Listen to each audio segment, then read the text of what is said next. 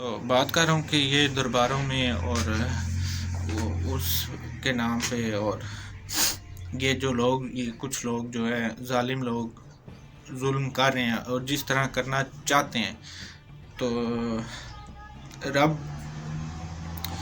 اور اب تو حکومتیں بھی ان کے ساتھ شامل ہوتی ہیں. ٹھیک ہے، اگر کوئی بھی سیاسی انسان ہو یا کہ نہ بھی ہو، ویسے بھی میں سیاست کے حوالے سے حکومت کے لوگوں کی بات آپ کو بتا رہا ہوں کہ وہ بھی ساتھ شامل ہیں اس وقت. ٹھیک ہے، صرف ایک بات ہی کافی ہے کہ اگر حکمران کو صرف حکمران جو ہے وہ آپ کا سچا نہ ہو نا، تو جھوٹ کہے کسی بھی دنیاوی غرض سے.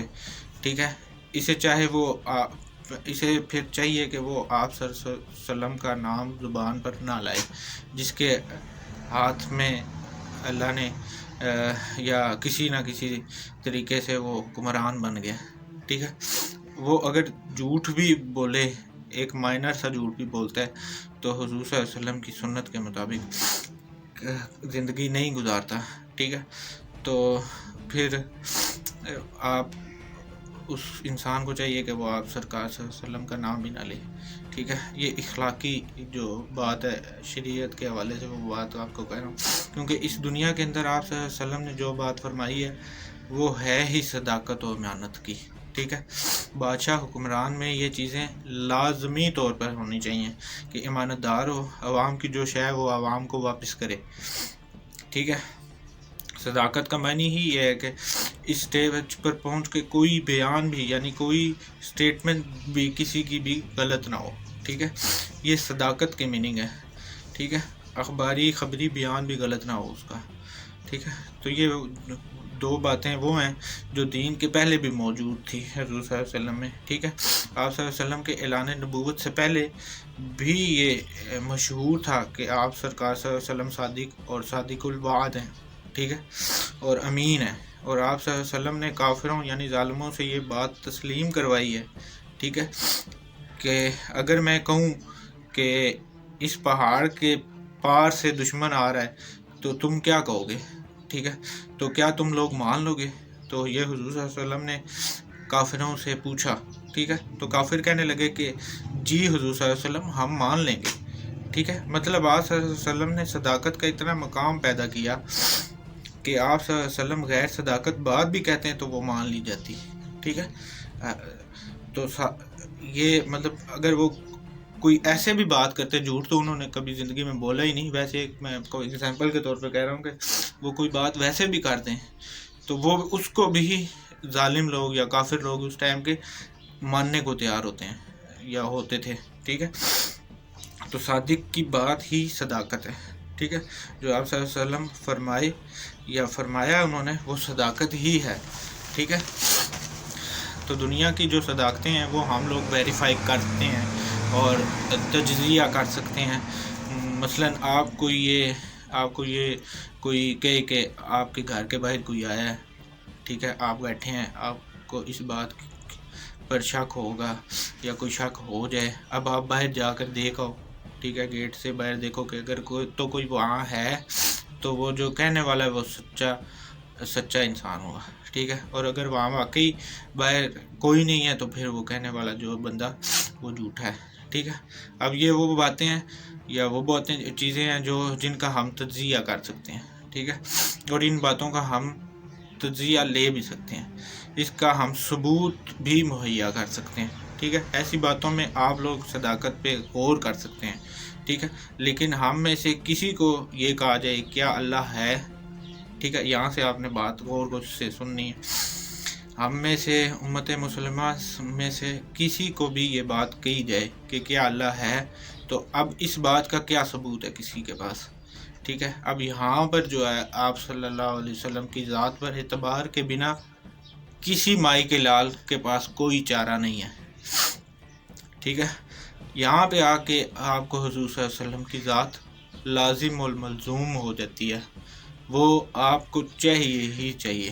ٹھیک ہے، اگر تو آپ صلی اللہ علیہ وسلم سے پوچھیں کہ یہ ثبوت کیا ہے، تو آپ سرکار صلی اللہ علیہ وسلم فرماتے ہیں کہ کیونکہ یہ میں محمد کہہ رہا ہوں. ٹھیک ہے، اس سے بڑا اور ثبوت کیا ہوگا؟ ٹھیک ہے، کہ اللہ ہے. تو بس پھر اللہ ہے، ٹھیک ہے۔ لہٰذا یہ بات ثابت ہونے والی بات بھی اعتماد شخصیت کے ذریعے ثابت ہوگی، ٹھیک ہے، یا ہو سکتی ہے۔ آپ صلی اللہ علیہ وسلم کی ذات اتنی معتبر ہے کہ آپ صلی اللہ علیہ وسلم کا فرمایا ہوا مستند ہوتا ہے یا ہوا ہے۔ اب آج تک کسی کو اللہ کا ثبوت نہیں ملا، کسی کو ملا ہے، ٹھیک ہے، یہودیوں سے پوچھیں، کرسچن سے پوچھیں، یا آج تک مسلم امہ میں جتنے بھی لوگ آئے ہیں، تاریخ اسلام اٹھا کے پڑھیں، آپ کو پتہ چلے، آپ پوچھیں کسی سے، تلاش کریں کہ کسی انسان کو اللہ کا ثبوت ملا، نہیں ملا۔ لیکن پھر بھی لوگ صدیوں سے مانتے چلے آ رہے ہیں کہ اللہ ہے۔